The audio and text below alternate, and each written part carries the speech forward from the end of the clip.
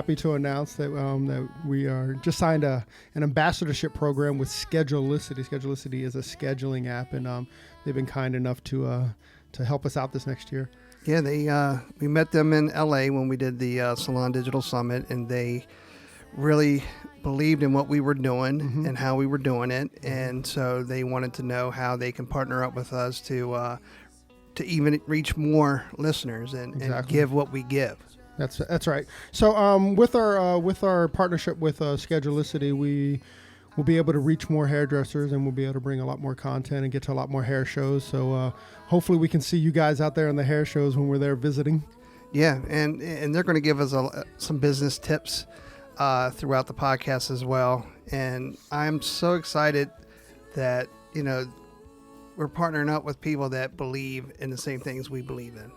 Yeah, no doubt. That's pretty exciting. So anyway, Schedulicity, once again, big shout out to you, and thank you for joining your day off. Silly. Hey, welcome to your day off. My name is Corey. I'm sitting with my best bud, Tony. What's up, Tony? What's going on, bro? So we're live at this thing has the longest title in the world. Cosmoprof's Mid-Atlantic Fashion Focus. That is a lot to say. Yeah. But we're sitting down with our first guest this weekend, and the only thing I can say is that and he said this before, his only goal is to breed 100K hairdressers. Wow. Right? I mean, that's crazy. Right? Yeah. I mean, as a salon owner, if you're a stylist that works for him, you got to be excited.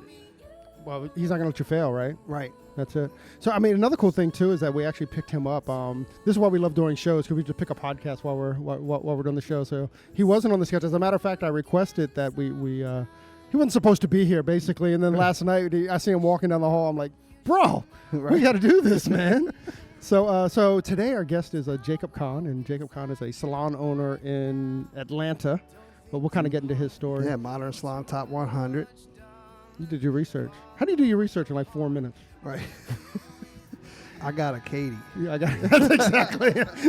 Our girl Katie is great. Right. Mr. Jacob Kahn, welcome to your day off. How's it going, guys? What's going on, Thanks brother? for having me. Yeah, absolutely. I'm super stoked that we got you on. Yeah, I'm stoked to be here. So, go ahead. First of all, I mean, where are you from? I'm from Georgia. I mean, we say Atlanta, but it's like I moved to Cumming, Georgia when I was like 13. That's Cumming spelled Cumming, Cumming, Georgia. Because why not? Ridiculous. I was like, we're moving where? What? No, I'm 13. I do that on my own. I'm just learning what that is. But yeah, but if you're from anywhere around there, you just say Atlanta, So the salon's actually in Roswell, Georgia, which is like a suburb of Atlanta.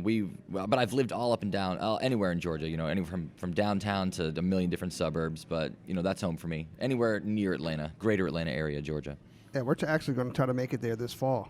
Oh, yeah? Yeah, we're going to do a little trip down and visit Daniel. You guys visiting Daniel? Exactly, and then try to make it to a Falcons game. Because we'll probably lose half our listeners. I'm a big Falcons fan. So. Just don't go to a Braves game. You leave sad. Just every time. Just, come on. How about them Braves? How about them Braves? How about them, right? So how'd you get in the industry? How'd you find it? What's that story about? When I was like younger, like early high school and everything, I was like in the punk music scene in Atlanta. And we were like in bands, and everybody wanted to have like fun, crazy hair, but really nobody had any money or like the ability to go and get that done. So I became kind of like the resident hair cutter for like the music scene that I was in. Anybody who wanted to have that like super emo, like cover one eye, spike the back or whatever. So I was just like grabbing people's hair with no comb, shredding it off with a razor, and just hoping for the best. Thought I knew what I was doing and everything. But, I really enjoyed doing it. I had a lot of fun doing it. And luckily I had like friends with no inhibition that would just let me do whatever to their hair. Wow. And back then it was like everything was real crazy. Just the most abstract like looks that I could make for them.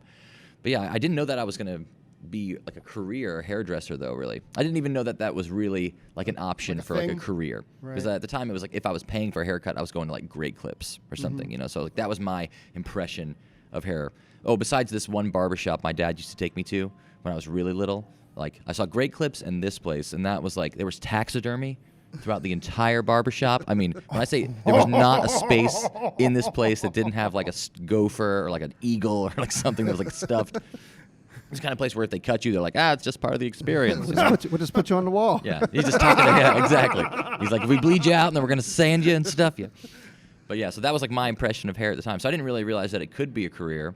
And it wasn't until I was actually like 18 that I went and graduated hair school. But even then, at the time in hair school, I didn't know that I was really going to do hair. It's like I knew that I liked it, and I saw that there was like some opportunity for me to support myself doing that, but I wanted to do stand-up. And before that, we were doing, we'd been doing stand-up, like when I was a teenager, and then when I was in hair school, we were doing stand-up. Hold on, are there YouTube videos of this? Maybe there's some videos of me doing stand-up out there, I'm sure. There's some on Facebook, I think. But it's like, once things kind of picked up doing hair, we tapered off of that a little bit. But you can see it reflecting in, like, my page a lot. Just because we say our brand is like cut, color, comedy. Like that's what we want to do. Like those are the things that we're passionate about. So you'll see like a lot of skits and everything on there. And if you ever see me do anything live, it's like I try to make it like it's my opportunity to perform in that way still. So I'm like feeding that part of myself by being on stage. But I was in like theater, or I was in bands, or I was doing stand up, and once I graduated school and I realized like, oh, you can be on stage, you can present, I have much bigger audiences than my stand-up audiences were garbage, you know. It was just like open mics and whatever was going on in Atlanta. Open brown bags, bottles. Yeah, it was like there's like two people there that are like, oh, we didn't even know there was going to be stand-up. I'm like, oh, that's good. I can do stand-up for two people who had no idea they were going to hear stand-up. That they're probably in the mood to hear that. That's going to be really great. Yeah, now you have a huge captive audience. Yeah, it's like now you listen to me no matter what garbage I'm spewing, right? They have no choice but to see whatever I have to say now. And they pay to see it. Yeah. Well, maybe if I was doing it, who knows? I wanted to see if Cosmo or any would let me open one of the shows or like one of the award shows or something with a little bit of stand-up. If I can ever convince them to let me do that, I think that would be cool. Megan, ears up, Megan. Do all like industry-related stand-up, like pick on all the. Maybe it would probably be like a roast, really. Pick on all of my friends in the industry. Well, if you do that, you got to let us know because we'll be there. For sure. I'm like, maybe next year's License to Create Awards, if I can swing that for that, that'd be really cool if they let me do that. But or Hairdustry. Yeah, maybe one of our events will let you do that. Yeah, let me know. Come in and roast. That'd be amazing. Roast all of our artists. We have to start. We should do our own like the Hairdustry Club roast. It's like the new Friars Club or whatever roast. We just bring in different hairdressers. You know what? Like, come on in, Gino. And you know what? Ben Mullen's only a phone call away because he would be definitely into like roasting. Oh yeah. I love Ben. Yeah, he's emceeing our show. Oh really? Yeah. But that would be awesome. I'm gonna have him come out and do his the Ben Mullen project with my team at the Salon eventually as well. Amazing. I've been trying to coordinate that with him for like a year, but something ends up in the way. But I really want to bring him out. Well, he's really getting busy, man. I mean, like you see his posts every weekend. Like he's finishing a class. Enough about for sure. Enough about this is Jake's hour. So I mean, I kind of want to back up a little bit. Like when you were telling kind of the story about like how you were just shredding hair and stuff. It's interesting because you were creating your creative eye before learning the technique, which is kind of the opposite of the way a lot of us learn. A lot of us, are in school and we learn, 45s and 90 degrees and stuff like that. So it's just interesting that he kind of like learned it the opposite way. Which is amazing because probably when he learned the techniques, he just took it as a guideline and not necessarily how this is the way to do it. Right. Oh yeah, I mean, I had no like formal idea of haircutting. I didn't know anything about the industry either, as far as like I didn't know Vidal Sassoon and how things like started and how haircutting was created. I definitely didn't know anything about elevation. But the thing is, I thought that I did. Right. I like went into school like, hey, no one's gonna be able to show me nothing. I'm doing hair already. And then the moment that I like learned that you had to pick up hair with two fingers and not just grab it with a fist. that was the fist technique. Wait a minute. What are you talking about? Right. I can just see her head snapping back. What do you mean not everyone wants one of their eyes completely covered? Right. You don't all just turn to the right only? But, that's hilarious. Oh, that's so awesome. Yeah, I really had to dial myself in, honestly. It was like I had a bunch of moments in my career where I think I was trying to be overly creative. And I was losing the aesthetic of it. Yeah. So it's like back then, it's like the aesthetic that I had or the creative eye that I was able to develop was specifically based around the music and the scene and what I was seeing, what I saw people were wearing already. Which was like straightening your hair, razor cuts, something like really loose, like no like real form or foundation to anything. And then when I'm in school, I'm like learn precision. I went to like a Paul Mitchell school which is basically the same as like Sassoon haircutting training. You know, maybe just like with like a little bit more of like a preschool vibe on it or whatever. Like everybody gets a trophy and here's a granola bar or whatever. You know, kind of vibe. It feels like actually he should have a crossbow sitting on the table right here because it reminds me of Daryl Reeves from The Walking Dead with the hair. I like that you said that because I constantly get Jon Snow and I'm like, I do not look like that beady-eyed son of a... See, I got you. I got you. Oh, man. So you graduated hair school at 18? Yeah, I was 18 years old, so it's been doing it almost 12 years now because it was like I was 18 and change and I'm 30. So. Wow, still a baby. Yeah. You know, I've always like hoped that when I turned 30, I would stop getting called a baby. It's like you could be talking to somebody, they don't know how old you are, and they're like, oh, what do you do? You're like, oh, I own a salon, I own my home, do all this stuff. That's cool. How old are you? Oh, you're a child. I'm 29. Oh, you're a baby. You need a bottle? Where's your babysitter? Because everybody around you is older. I need an adult. Someone's lost this child. But then if you're I thought like, okay, when you turn 30, it doesn't matter what you're doing. It's like, oh, I work at a GameStop and I live in my mom's basement. They're like, oh, the taxes in this area are getting really crazy, huh? And who are you voting for? I'm like, that's like 30 was supposed to be the marker for me, but right. It didn't work out.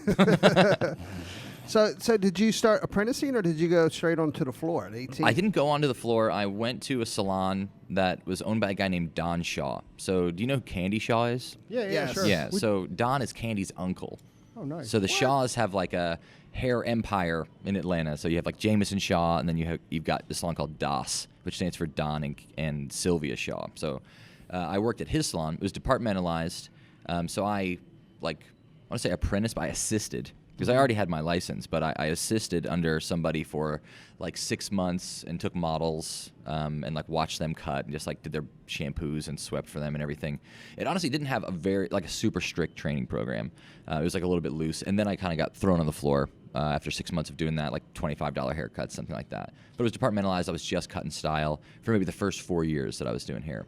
But at the time for training, really, I was getting everything online. I was on websites like Nick Education, Nick Berardi. Yeah. So he has a website called Nick Education. I had that subscription. I was on myhairdressers.com.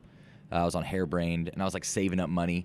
I mean, we were like just saving tips and going to Sassoon, and actually I went to the San Francisco one and did like the ABCs, and then I did the creative class there, and just trying to get as much possible education as we could. Just because the salon gave some education, but it wasn't super education focused. Right, it was more corporate, like you were kind of left to your own, get on the floor, get busy, or get out kind of vibe is what was going on there. But yeah, we were just like hungry for it. But I was lucky. I had a few people in the salon that were kind of the same mindset as me in that way. And we were like always planning shoots or trying to plan our own like little mini demos and stuff, trying to get other hairdressers to come to them, even like straight out of school, just really trying to hit it as hard as we could. Wow, that's pretty cool. How long, was there a time or how long after you finished school, like where you kind of like, I get it now? And like you were confident that you got it, not just with bravado, but with like, I really get it now. I'll let you know when that time comes. Right. Well, I mean, I get asked that question a lot by a lot of hairdressers. Like, when am I gonna like feel good about my work or like feel like it's like what it needs to be? And I don't want to say that I don't feel good about my work, but I'm always feeling like I need to be better than I am. Like I still do mannequin work like every single week. I mean, I have mannequins at the house. I have a day dedicated to like creating class content and practice and doing models of just stuff that I want to work on. And then on Mondays, we do workshops with the whole salon, so we're all training all together. And then we bring in educators from all over. So constantly training. I always say, like, the moment that you feel like you've got it is the moment that you're going to stop getting any better. So I'm, like, always trying to keep in a student mindset myself as well. But, I mean, like I was saying, I had a bunch of moments where in the beginning, we'll get back to Paul Mitchell, we had a bunch of aha moments where I was like, all right, got into school, I'm good. No one can teach me anything. I realized, I know nothing. That's great. And then I get out of school, and I was like, I was phase 2, and I was design team and honors and whatever, like honors cutting program. And then I get into the salon, and I realized, like, you have to be able to work at that pace and like not just do one haircut and have it look 4 good hours, or right? whatever. Yeah. And then I was like, after that, I had gone to Sassoon and done all that kind of training, and was maybe too idealistic as well about like, I'm not going to point cut, I'm not going to do anything. It's everything's going to be really super clean and precise and perfect, and maybe that aesthetic wasn't it wasn't really making me very successful though. It was like hairdresser haircutting is like kind of like the way I describe it, but it wasn't really salon haircutting. It wasn't like what people were looking for anymore. So I had all these moments where I was like, I've got it. Never mind. Got it. Got to reinvent it. Like, Right. And now, I mean. By the way, that's a T-shirt. Yeah. I got it. Never mind. Psych. It's over and over. It's like a tour, one of those tour shirts, but it goes down the shirt. Got it. Never mind. Got it. Never mind. Oh, I love that. Right? Like tour dates. Yeah. The Jacob K. Hair Tour of confidence. No. Right. Yeah. So what we're going to do? We'll create like we say this every podcast, and one day we'll make it happen. But we'll say, I got it. Never mind. Then we'll say Jacob Kahn, episode such and such. You know what I mean? Minute. So we'll. We can get back to that. We'll and remember get to you make our one. shirts later. Right. So I made this shirt. I got it, like just threw bleach all over this shirt to get my logo on it. I dig it. And I had this idea that I want to come out with this line of clothes. So we have this brand called Fancy.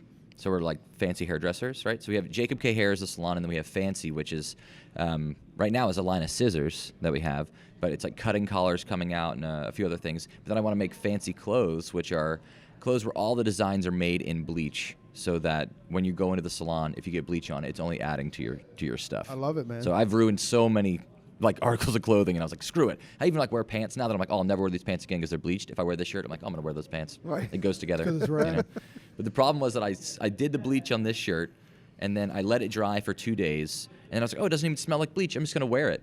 And then I wore it, and then by the end of the day, I had like chemical burns all over my chest and stomach. Oh my God. So we've learned that do the designs, dry them, wash them, then wear them. But So I kind of want to back up a little bit. Like, it just seems like you have so much discipline in where your career is going. I mean, like Mondays are this, and I'm still challenging myself. I mean, do you literally have it like written out, or is it just like, or on Sundays, this is what I do? I have a director of education at the salon who's like my protege. She's a stylist in the salon, my assistant, and like director of education is what her official title is. But I'm like motivated and have all these things, but I'm not super organized. So I have to have somebody that's kind of helping with the organization. But yeah, we have a schedule. Everyone in the salon is set on the same Google Calendar, so they know this workshop on this day at this time, this class on this day at this time. If I decide to go in and do some creative work, I don't mind if the rest of the salon comes in, or if assistants come in and they want to help, or even just like bring in their own models and all collaborate together. So yeah, we keep it on a tight schedule, but it's funny. It's like I'm dedicated to it, but it's like it almost makes it, when I say it like that, it almost makes it seem like a chore. But it's something that I'd be doing either way, because we say it's like when you're doing hair, it's like a lifestyle choice as well as a job, as well as like a passion. Fairly, that word gets thrown around a lot in our industry. It's kind of like I'm very passionate about doing hair, but it's true. It's like it's my hobby, it's my job, and it's like it's what I actually enjoy doing. So if I have time off, that's usually what I do. They're like, "What do you like to do outside of doing hair?" And I was like, "What is that?" Outside of doing hair, there's more. But yeah, so it's something that we enjoy. How long have you owned a salon? We opened Jacob K. Hair in 2016. Before that, I was at another salon in Atlanta. I was like the creative director and education director for another salon for like 4 years. And before that, I was working at a Paul Mitchell school for maybe just like 2 years, working for a Paul Mitchell school and an advanced academy called The Mastery in Atlanta, which at the time was made by a lady named Lucy Dowdy, who was the editorial director for JPMS. She came out and they opened this, like once you have your license, you go here to get like your master's in hair, basically. It was like a 14-week program. So I was taking clients there and teaching at the Paul Mitchell School, teaching there. And then eventually Lucy she was back and forth from California. I think she just kind of decided that it was too much for her. She had other things that she had to focus on. So she backed out of that. And at the same time, because she was kind of like my reason for being there, my mentor there, her and this haircutter named Wayne Lee, who was he was an educator for Sassoon for a long time, and he works in Beverly Hills at a salon called AT Tramp. So that was like when I got that job. It was like 4 years at DOS, and then I got to teach at the school, or I was like assistant educator to Wayne, really. And that was when my education and training really got dialed in. Because before that, it was 6 months. We go to Sassoon for 3 days because we saved up the money to go there and do that, and then or we're just online and doing mannequins at the house or doing models. And then when I got in with him, it was intense. I mean, because he has that Sassoon mentality of, if Paul Mitchell's everybody gets a trophy, his was like, you don't get shit. Like, you get nothing. He would like come up and be like, oh, maybe next time you make that haircut look good. But he's a nice guy, but sometimes I think you need harsh and honest critique. Is he British? He's Chinese. So he really said, he's like, oh, maybe next time you make that haircut look good, Jake. Yeah. He was seriously like that. He would say, if something looked off, like if the weight wasn't right in something, he would say, oh, it looks a little bit bubbly. It looks kind of bubbly. I wonder if that's just the Sassoon's family, because Trevor Sorby was pretty ruthless. Vivian McKinder, everybody. Yeah, it's was like but I honestly believe, like I was saying, like you have to have somebody. I was lucky to have a mentor that was honest enough to tell me when something didn't look good or wasn't good enough or I had to work on something more. And if you're like mentoring people or if you're leading and you have a hard time doing that, you have to really toughen up or move out of the way and let somebody else lead that's going to be able to do that, because people are owed that amount of honesty in order to really grow. Because if I had somebody telling me that the stuff that I was doing back then was good enough or was like just like was the end all for me, then I don't think I would be where I was today. It was him saying like, all right, you got to do 30 models a week. You've got to take clients. You've got to teach class next to me at the same time. And then he would go back to California for 2 weeks and then come back for another 2 weeks. And like I would have to have all this stuff finished. And he was just on top of me, no excuses about it, you know? But at the same time, he was like one of my best friends and a good mentor. But it was like that level of honesty that I think like really helped me learn and helped me be close to him, like to be a good mentee. That's as well. great. Because the reason why I asked that question, because it kind of goes back to your question.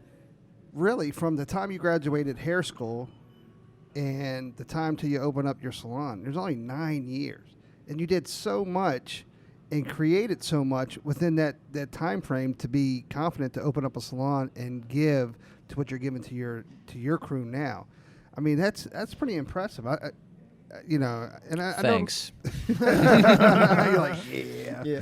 I mean, That's true. It is very impressive. But it, you know, it helps by having those kind of people that mentor you. Yeah, right? I had a lot of people along the way that I wouldn't have been able to do it without them, like giving me the motivation that I have. And like I also, the people that work in my salon now, a lot of them have been through the entire experience with me. Like I own the salon with a guy named Matt, and he and his wife and I were roommates before we went to hair school.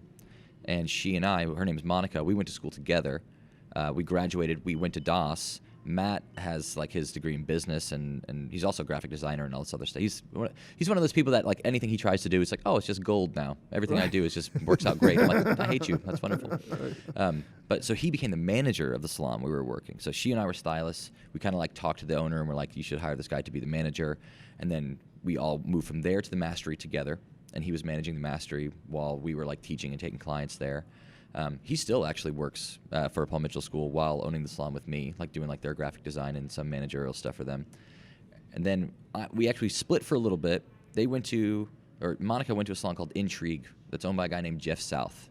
You know Jeff? I know Jeff. He's like a big Arrojo salon owner in Georgia like Nick. as well. Yeah, like Nick. Nick's a good guy. Cracks me up.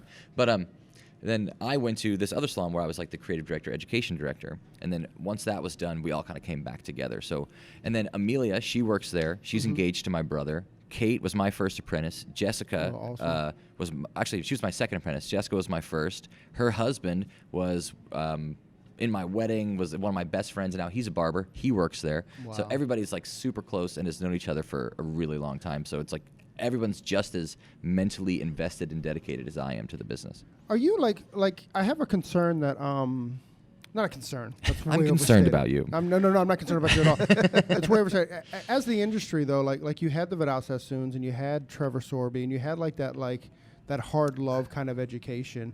I mean, are you paying that forward? I mean, you receive some of that hard love. Are you giving the same kind of hard love? What kind of coach are you? So, I mean, I give like harsh and honest critique about things, but I'm a softie though as well. Mm-hmm. Like I want everyone to be happy. And when I was teaching at Paul Mitchell School, what I really took away from that is how different everybody actually learns from one another. So I don't think everybody would benefit the way that I did from being told that something wasn't good, you know, or like at least as harshly as they were being told that. So I like to try and figure out everyone's individual personalities, see what they actually really need to succeed, and try to give that to them. You know, I have some people that I can speak really bluntly to, other people that maybe I need to phrase things in different ways, or even just like provide in different ways. Like some people want to do stuff really hands-on, some people want to watch, some people want to be left alone and do it on their own, you know. So I'm trying to like read everybody and give them what they need to actually grow and succeed. And I also have like maybe a little different than in Sassoon, you kind of have to pay your dues, or like the old school way of doing it. It's like you're an assistant and you have very little value as an assistant. Right. And then you have to like grow and hand clips to people, wait for someone to die, and then you get to be on stage. It takes that much time to get on stage or like to get some sort of value. Where I take a little different approach to that, I think I try to give everyone the same value from the moment they come in the salon, whether you're the top earner in the salon or you're a brand new assistant. I want you to feel like you are, just as valued as anybody else. So even if you're an assistant and I'm like, all right, you're really good at doing this, I think you have something to offer with that. You're gonna teach the rest of the team how to do that. I want to like put you on a platform. Like if you want to be great in the salon, you don't want to educate, sure. If you want to do classes, we're gonna get you classes. You want to do more social media stuff, we're gonna get you busy on social media. You want to be on stage, we'll get you on stage. So I'm harsh and I expect a lot to get all of these things, but if you're giving, then I'm giving back 100% as well, if not more, if I can muster it. Yeah, you can't ask more. No, I mean, it sounds more like a coach relationship than it does like an actual mentor, like the old school kind of mentor. I mean, I think the most successful coaches are the ones that can communicate with you and not have a communication style. Yeah, exactly. Like I want to find out how can I connect with this person as an individual, and not just you're coming into this situation and you got to deal with the way that I'm doing it. Right. I mean, there are definitely certain things like with a brand that everyone does in the same way. Uh-huh. As far as the cut, color, comedy aspect, we say that we take ourselves seriously, but we don't take what we're doing too seriously. So the environment in the salon, that's like something that you don't get to change, right? So it's like everyone's talking to everyone, every client's talking to everyone. Like it's loud, it's rowdy, but we even like the music is like so crazy eclectic. I'm like, all right, pick like 4 different stations that you like. They don't have to be the same. They don't have to be censored. It can be anything you want. It could be like Sinatra to like death metal or whatever. It doesn't matter. Like that's like literally like the range of what will happen in the salon. It'll be like trap music, Sinatra, death metal. This is a Norwegian like flute band or whatever. And I just mix all the stations together so everybody gets a little bit of something to hear. So some people have couldn't really we've lost a couple assistants because they couldn't really handle like that aspect of it, as far as like they couldn't focus, or it was too loud, or it was like the training was too intense or something like that. So I expect you to train. I expect you to be able to fit into the mold. I expect you to take what you're doing seriously, but not take yourself too seriously. Mm-hmm. So those things all kind of say the same for everybody. But as far as how you want to grow or how you learn or what you see for your career, it doesn't have to be the same for everybody. I want to be able to make a platform for everyone that comes into our salon to be able to stand up on in their own way. And I mean, you can see it's crazy, the growth that they've been able to have. I mean, I look at Amelia, who started with me in 2016. I was her teacher when she was in hair school, like even a few years before that. She moved to Miami and started like working in salons down there for a while. Mm-hmm. And then she came back to Atlanta. We were in a studio. She and I and one other hairdresser named Kate were in a 120 square foot studio while I was building this salon. So that was the only thing that was available. It was like a salon loft. So I went to all these suites and tried to find like a 2-person suite or a double suite, nothing. I could only find in Midtown Atlanta, so it was like the furthest in the city we had been, 120 square feet, 3 of us and 3 clients, totally a fire hazard. Like if there was a fire, we're all dead. Like no one's getting out of the door. But she had maybe 1,000 followers, something like that at that point. And I mean, she has a lot of natural talent and incredible knowledge and everything herself. But with a little bit of coaching and pushing to do the social media stuff, now she's got 160,000 on her own page, another 160,000 on Process Perfect. So she's 320,000 strong in only 3 years, 2.5 years, something like that. Kate, the other hairdresser that was there, she is at like 50,000, I think. I've got. You should also mention that Amelia is now part of the Cosmoprof Amelia's on team. on the artistic team with me. Kate is a Cosmoprof. So like there's basically 2 tiers from what I can gather at Cosmoprof. We've got the Cosmopros, which are just kind of like our extended network of hairdressers at Cosmoprof that we're involved with, which is maybe like 100 different hairdressers out there. And then we have the artistic team, which it's dialed in a little bit more. I think there's about 8 of us now on the artistic team. So Kate's a Cosmopro, 50,000. Amelia on the team now, 320,000. I've got 2 new people that just started. Well, Rebecca started with us, but she's really picked up. She started with us in 2017, right? But she's at maybe 14, 15,000 now. A girl named Bailey just started. So what are you teaching? I mean, is this what Jacob's giving them, or like? Well, I don't think that there's anything necessarily different or like original as far as like my approach to social media. I think there are certain things that will work if you have something to show, right? It'll work, right? So we do mostly video. I think there's so many people out there that are incredible at taking photos that even if your work is really good and you've got a bunch of great photos, you're just going to blend into the background unless it's like really something substantial or individual that no one else is doing. So we want to put a lot of our personality and the education into what we're posting. So a lot of it is video. A lot of it has voiceover of us kind of describing what we're doing so that you get to know the hairdresser and you get to see the work. And it's just a little bit more engaging. People are more likely to stay on a video for a little bit longer than they will on a picture. They'll scroll quick, double tap and scroll on a photo. And from what I can tell, the more interaction you have online, the more interaction you get. So whatever you can get people to stay on the page longer, to interact with the post a little bit longer. So a video or like a carousel or something will keep them on there longer. That makes sense. But really everyone's posting kind of different stuff. I mean, my page is probably like 70-30 cut color. So I mostly post cutting and then like 30% color. Amelia, she's 100% color, doesn't really post any hair cutting. The rest of them are kind of mixed, Like that girl Bailey, she went from 1,000 to 16,000 since January. So she's like blowing up.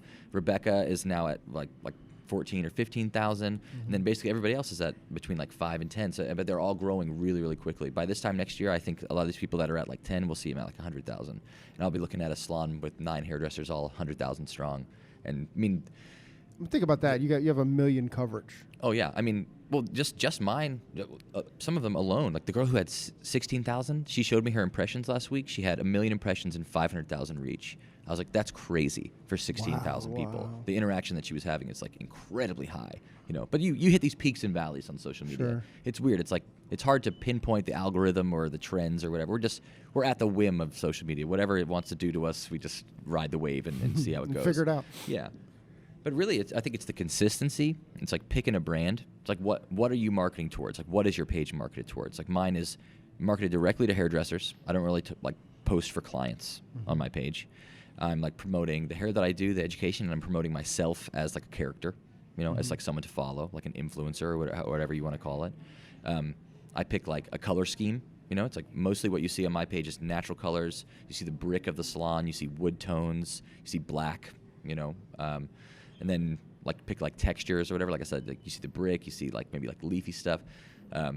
On my page so that the aesthetic of the page is kind of curated to be a specific way. And I have a pattern. I always find, for me, I feel like patterns work, they somehow work better, like connects to Instagram better or something. Right. So I do 2 hair posts and then I do 1 post about me. 2 hair posts, 1 post about me. So do you guys, do a social media class as a unit, or do you usually do it individually, one-on-one, what's best suited for them? Yeah, we don't actually like have like an overview class or anything like when you come in. I've like maybe given some individual coaching to each person, but a lot of it I think they just kind of observe what's happening. When you're in the salon, you see a lot of people with their phones out. You see people taking video. But we always ask clients too. People are like always worried about doing it. We just like ask clients like, do you mind if we take a video? Usually they always say yes. And it becomes part of the culture in the salon, part of the environment. So the clients come in and they expect it. They're excited about it, And the new stylists that come in, they see it too, and they kind of just like jump on board with it. And I think just seeing all the successful pages that we have coming out of one place gives a good like lookbook for the new people to be like, all right, what can I do that is working for them that will like work for me too? Like Bailey, hers is like way different than mine because it's really granola crunchy and like hippie stuff on there. You're like, she's like, it's like called like Bay the Mystic and stuff. It's like there's like kind of her vibe, but it totally works for her. Right. She's like looks like Stevie Nicks with like purple hair.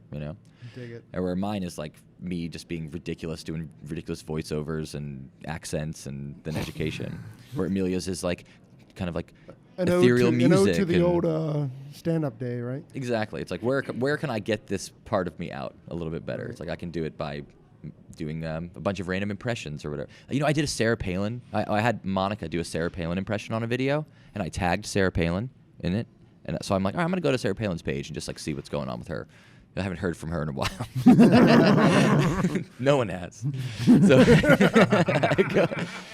I go on her page, and I notice that, first of all, I have more followers than Sarah Palin, but that her kids have like pink hair. Like one of her daughters has pink hair, and I'm like, oh, that's crazy. So I click on her daughter's page, and her daughter follows me already. No way. So I'm like, Sarah Palin's kid follows me. Like, so I send her the video of us doing the impression of her mother, and then I follow her back, and I'm like, what do you think? And she goes, oh yeah, like we haven't heard that one before. It was like her being like, oh, I can see Russia from my bedroom window or whatever. Sorry. But then they were like, if you ever come to Alaska, you can feel free to come to the Palin compound. I'm like, that's crazy. What? I would love That's a to nice do invite, that. man. I awesome. would definitely do that. If you're listening, Sarah, I accept I accept. the invitation from your adolescent daughter. So Hey, when go ahead. You're up. I was going to get back into No, I want you to. Yeah, when we opened up the podcast and we talked about your goal is to make all your hairdressers 100K hairdressers. I mean, if they don't have that mentality that they want to do that, do you just this is not the place for you, or do you try to coach them into receiving that mindset? So the only people that we've had leave the salon are assistants, and it was because of they couldn't handle the critique, or they couldn't handle the training, or they couldn't handle the environment. So I haven't really, as far as the stylists that I've hired, if I've hired you as a stylist, most of them I brought up myself, or like we've done everything together, like I was saying. So I haven't had that moment of having to really coach them. I've been lucky enough to have people who are really self-motivated as well. But I mean, who wouldn't want that for their career anyway? It's like if you're wanting the bare minimum, like that's what you're going to get, So if I do run into a situation like that, or I see somebody that is a little unmotivated or is complacent, then yeah, I would do my best to like coach them to get out of that mindset. Mm-hmm. I would hate to ever have to let somebody go though. It's like we've been open for 3 years with no turnaround of hairdressers, of stylists. So, and for me, that's a huge thing in our industry, is that I see people jump and ship a lot, going from salon to salon to salon, like trying to find that salon that's going to just do it for them or whatever, where usually it's about like your ROI. It's like your return on your investment on yourself. It's about like what you're doing with the opportunity that you're given. So, but I do things differently than like most salons that I've seen. Even the pay structure is way better than most salons. I mean, most salons, it's like you're starting off at like a 35-40% commission. There's a back bar fee that comes off the top. You're having to pay for all these like little individual things on your own. I do a minimum 50-50 split. You can work your way up to a 60% commission. I take nothing off the top whatsoever. I always say like a happy hairdresser is going to mean happy clients. It's going to mean a busy salon. I took something from, we were talking about Nick Arrojo. I took a piece of advice from him. He says in class, who comes first, the client or the hairdresser? And everyone always is like the client. And I'm like, the hairdresser always comes first. In our salon, hairdresser comes first. I'm going to bat for the stylists. They're the ones that are there to stay. A client will come and go. A client can be the happiest they've ever been and still go see somebody else the next time just because they're kind of flighty like that or whatever, So I'm always trying to stay invested in them, in the time, in the training, and emotionally. Like I want to connect with all of them on like a personal, emotional level as well as a professional level. So I haven't really had to deal with anybody not being motivated to be that $100,000 hairdresser. I do give them like a little metric about like, here's how you get paid, so here's what the goals are for you that make you a $100,000 hairdresser. Like if you hit these numbers, then you're taking home $100,000. So for me, we do a lot of goal setting. We do like Chelsea and I will do daily, weekly, monthly goals for ourselves as far as like what we need to do for our totals in the salon. We're very competitive as well, like with the rest of the people in the salon. There's like a friendly competition between, Right. especially between Amelia and I. Where we're like, I'm like, yeah, I beat you by $2. Like, what's that? She's like winning, and I'm like, hold on, I'm gonna go do a conditioning treatment on this person. You need this conditioning But treatment. she's like, You I'm need crushing it. you on retail, right? No.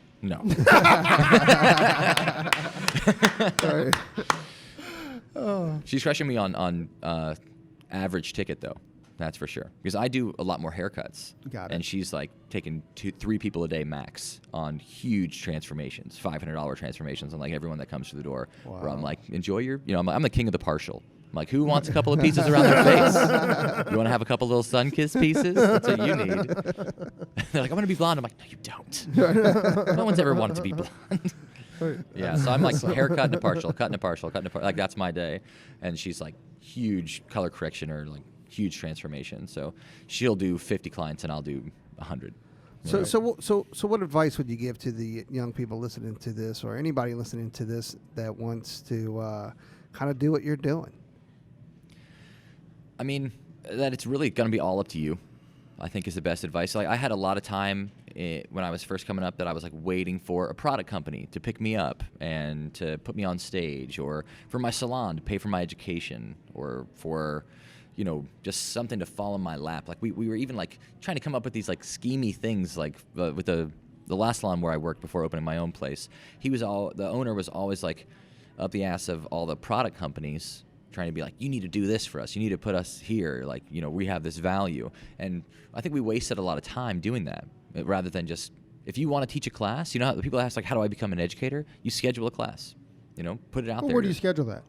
Well, if you have your own space, if you're a suite owner or a salon owner, you can do that. Before, when I was at DOS and I wanted to do my own classes, or even when I was at this last salon, I would reach out to other salons in the area. I mean, before there was social, I had MySpace at the time. You know, it's like I wasn't using social until 4 years ago. I like how he said before social, like MySpace isn't social. Well, it's not in the same way though. It's like Right. nobody was like, maybe not nobody, but in such a broad spectrum of how many people actually use their Instagram to promote their work. Right. MySpace was more about like, ooh, I'm gonna put you in my top 8, and then I'm trying to hook up later or whatever. That's like the original Tinder was like MySpace, you know. So it was like more ego stroking on there than it was anything. Like it wasn't exactly social. I don't remember like really meeting a whole lot of people through MySpace. I just like posted a lot of pictures of myself and like, you know, it was like masturbatory almost. You know? Ooh, look at me, and, you know. But now, you know, we can use it in such a different way. But the point of that was that it was like guerrilla marketing.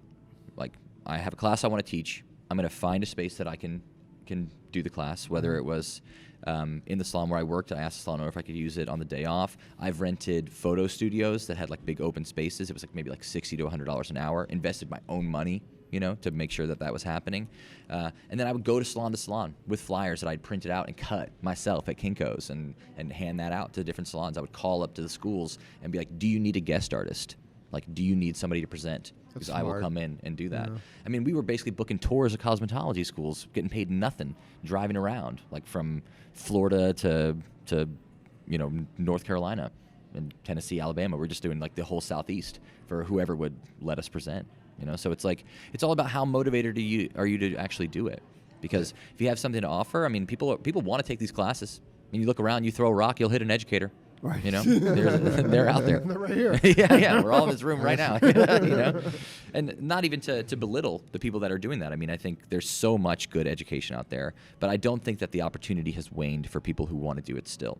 So if you want to do it, you got to put yourself out there. You got to schedule classes. You got to find the locations. You got to do the promotion. And the good thing for you is that it's going to be much easier than what it was for us. That's great advice, because I mean, if you're waiting for something to happen, you're going to be waiting, you know, for the most part of your career for something to happen. Oh, yeah. Because it's, you know, it's not going to come easy. And like, you know, when we interviewed Kelly Cardenas, he came and said, you know, I'm going to make you my friend. You know, he's reaching out, and he's making people their friend. You know what I mean? And being proactive about doing that. Yeah. 100%. Love that. And that's exactly what you're saying. Yeah. You know. So this is probably the perfect transition for this, but like, so how did you find the Cosmo team, or how'd they find you, or how'd you make yourself aware that that's where you wanted to land? So we were doing all of our own independent stuff. Maybe at the time I had an Instagram for like a year, and I built it up to like 10 or 15,000. But we were still booking independent education in salons or in our space. And I met Phil through Facebook, not even on Instagram. I met Philip Ring. Mm-hmm. Phil does hair through Facebook. And he and I decided that we were going to do something together. So we were kind of trying to coordinate and plan a class together. And then he met Larissa. And then they were coordinating class together, and then I happened to meet her too separately. When we realized, oh, we're all trying to do classes together, why don't we just do one, the three of us, right? Oh, that's nice. So we called it LPJ, like Larissa, Phil, and Jake. And then we kind of toured the U.S. doing this for a year. And by doing that, Larissa was the brand ambassador for Cosmoprof at the time. And I think it just got the attention of Cosmo that we were doing that. They were seeing like, they were like selling out these classes like from, you know, Georgia to Hawaii. You know, we were like all over the place. So that kind of sparked the moment. I think they had the desire to hire more hairdressers, to focus more on education, to make it about the education and not just about the products, which I think is amazing. It's such a great thing that they did. So it was meeting Phil and Larissa and the three of us coming together and teaching together that really got the attention of Cosmoprof. But before that, we were still like I said, doing all of it on our own. And that's a hurdle to get over, I think, a little bit in our industry, is that people look at me sometimes and they think, oh, he's just like an Instagram hairdresser. I think it's like a term that I hear a lot, or like an Instagram educator. And it's like there's a division, like there's down the line of like you have these hairdressers that had to grow in a more traditional way, or like in an old school way, to get success. And then you have people that, can do hair for a year and be famous all of a sudden, because of their Instagram. So it's like, it's a little bit of a hurdle to get over, to not be perceived as like being undeserved of your success when you have like a social media following. But like I was saying, I was teaching in a school way before I had Instagram. We were planning our own classes. We were training. We were hitting it hard. And then I think Jacob is saying that he paid his dues. Yeah, just because the only reason I even touch on that is because I do hear that about me sometimes, is that it seems like... But you can't give that any energy. Yeah, exactly. I don't want to give it too much, but just so you guys know. He's revealing it today. Right. He earned his way. But even the people that are coming up now, it's like, it's just paying your dues in a different way. I mean, you have a whole lot of different pressures and things you have to get over to be successful on social media, or to even be successful on social media and translate that to dollars and actual success is a different thing, I think. Because you have a lot of people that might have hundreds of thousands of followers, but they might not have clients, or they might not have classes like that are full, or a book that's full. So one doesn't immediately give you the other. It's like it has to be everything all in one. Man, that's awesome, man. Boom. I really appreciate it, brother. What's Cosmoprof up to? Like what are their like goals this year, or what are they doing this year? We've still have so much focus on education for the year. We've brought a couple new people onto the team, so I think we have a lot of diversity now. We've got some incredible stylers. We've got Keon. We have Kate, or Beauty by Miss Ruby is her name, but her name's Kate. This incredible session stylist. I mean, I was looking at some of the stuff that she made yesterday, and I was like, is that made out of hair? Right. Or is that like, did you 3D print that? Like, I don't know how you even do that. I'm like trying to curl somebody's hair. I'm like, this is hard. She's making shapes. And Partial. He's doing partial curls. Yeah. I'm like, we're just going to curl the front. That's all anyone sees. And the top. And Keon, an incredible barber, like designer. I mean, and he's just so multifaceted, talented, from being like an artist. He makes clothes, he draws, he is hilarious. Then we've got Amelia with color. We've got incredible focus on like social media stuff with Olivia, and branding with Christina, and they're also incredible colorists, and curls with Lisa. I mean, the list goes on and on. And we're going to be all over the country again, doing fashion focus, doing spring style. We'll be in Premier Orlando.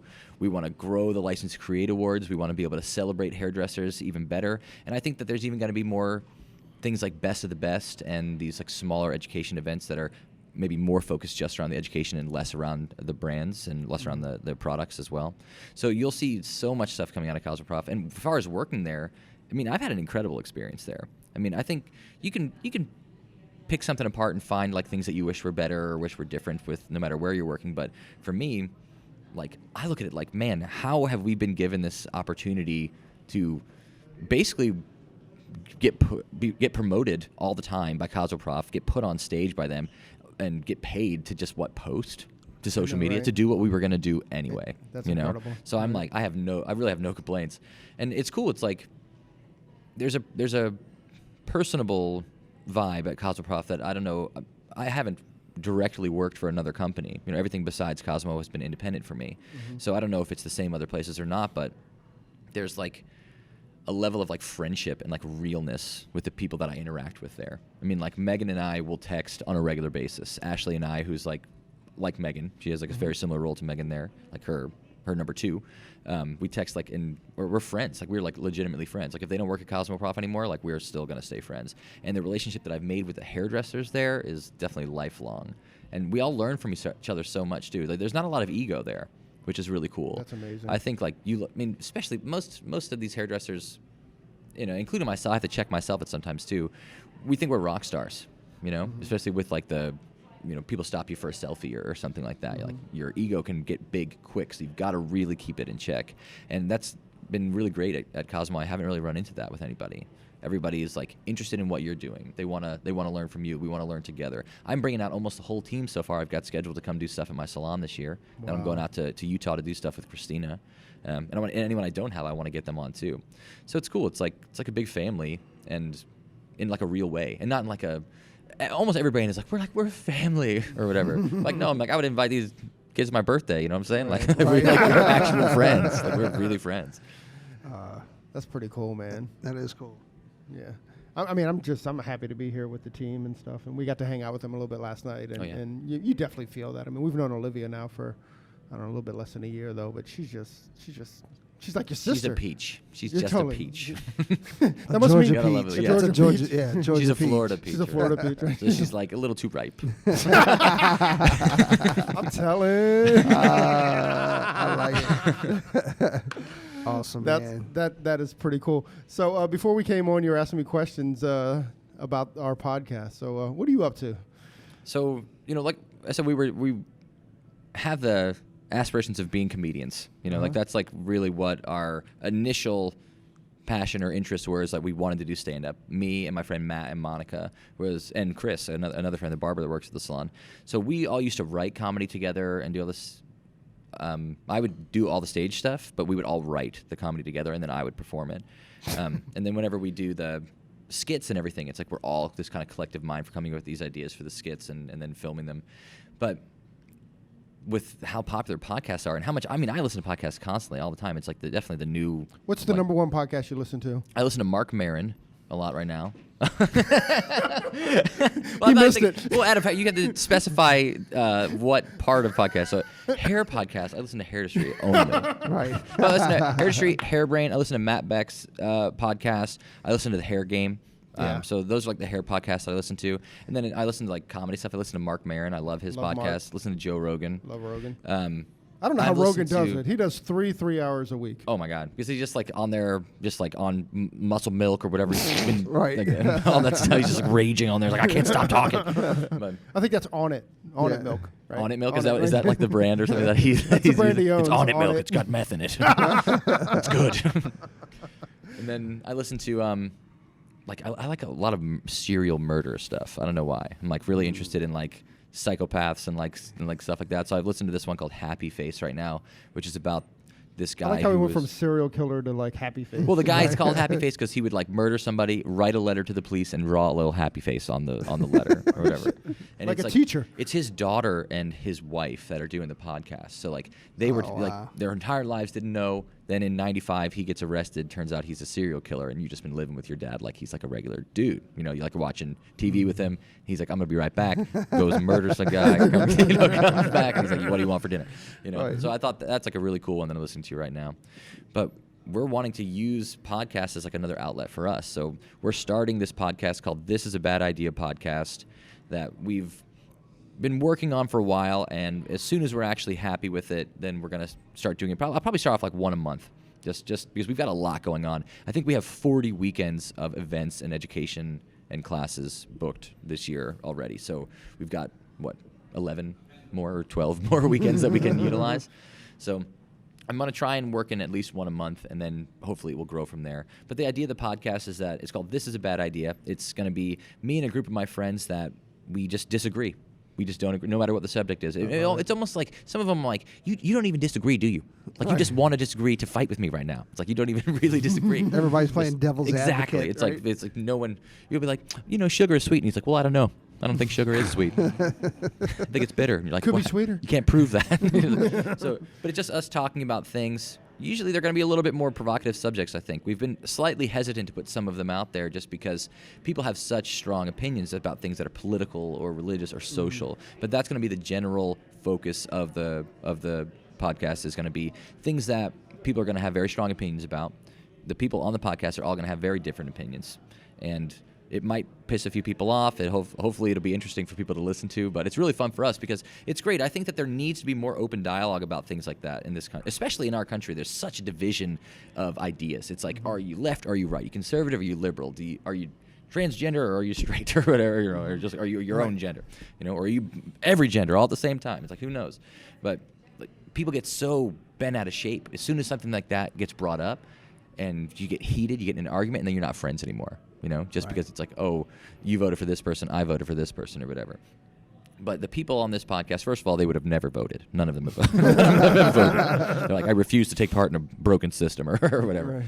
But we can get in these really heated arguments and then walk away and still be friends. So I think we were having these arguments. It was like anytime we got together, it was just just ranting at each other and then laughing about it. So I was like, why don't we? It was super entertaining. record We'd be it. at a party. It'd be the 3 of us or 4 of us sitting there, and the whole party would basically just stop and be listening to us, like, going on and on about each other about whatever subject happened to come up. So I was like, we need to start recording this and just putting it out there. That's awesome. So that's what we're going to try and do. So be looking for This Is a Bad Idea podcast. I love the coming soon. name, by the way. The Yeah. name's awesome. Do you All like right. that? Yeah, make sure you DM us when you release your first I will. episode. I'll send it We'll, to you guys. yeah. We got the Right. name because we finished recording the first episode, and Matt sits back in his chair and goes, "This is a bad idea." That's it. Yeah, that's a good name. I like that name. Yeah. Awesome, man. That's awesome. Jacob, dude, thank you. Just thanks for Thanks for having making me, this guys. happen. It was and fun. thanks for hanging out with us. And, I think I dig you, man. I really do. Like, I'm We got a new excited that we friend. had this happen. I know, Yeah, totally. we got another new friend. Got another, got You're another- gonna be my friend. Right. I'm taking the Kelly Cardenas approach, and like, you guys are gonna be my friends. Right. Exactly. I've got the handcuffs to prove it. Right. Yeah, it's like, no one's leaving this room until we're friends. That's a bad idea. Dude, thank you. Thanks a lot. And, thanks to you guys, man. Jacob Kahn, thank you very much for joining us on your day off. Please to meet you.